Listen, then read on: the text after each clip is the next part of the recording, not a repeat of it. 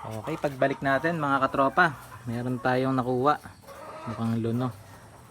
Oh. First time natin makapulot ng ganitong itlog ng itik. Yan. Ang lambot ng shell niya. Yan. Tingin natin kulang siya sa calcium. Oh, ang lambot.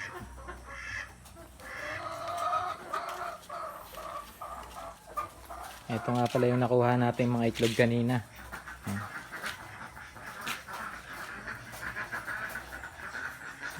Nakakuha na tayo sa kanila ng 9 eggs. Ay, ngayong araw lang yan.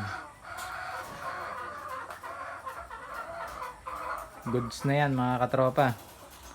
Dahil nakikita natin na maganda ang kanilang pangingitlog, araw-araw dumadami. Nandito nakaapat tayong itlog. At doon naman sa kabila,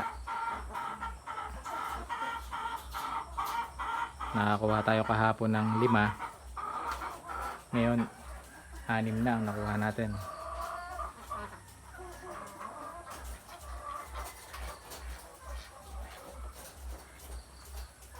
Okay, sana tuloy-tuloy na ang pangingitlog nila at sana hindi na masyadong umulan dahil doon sila nadaig kapag maulan.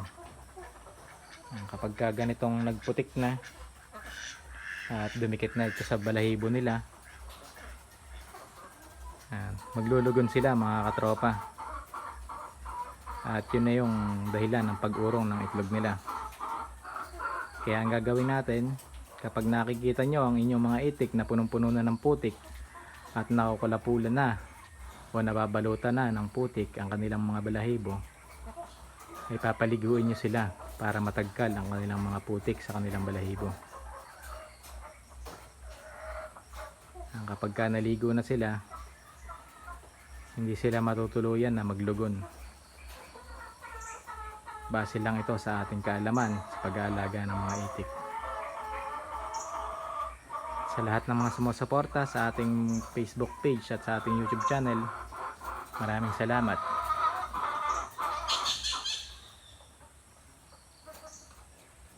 Sana ay patuloy niyong suportahan ang ating Facebook page at ang ating YouTube channel para sa ganon ay ma-share ko sa inyo kung anong ating na-experience sa ating pag-aalaga. Okay, hanggang dito na lang. Maraming salamat.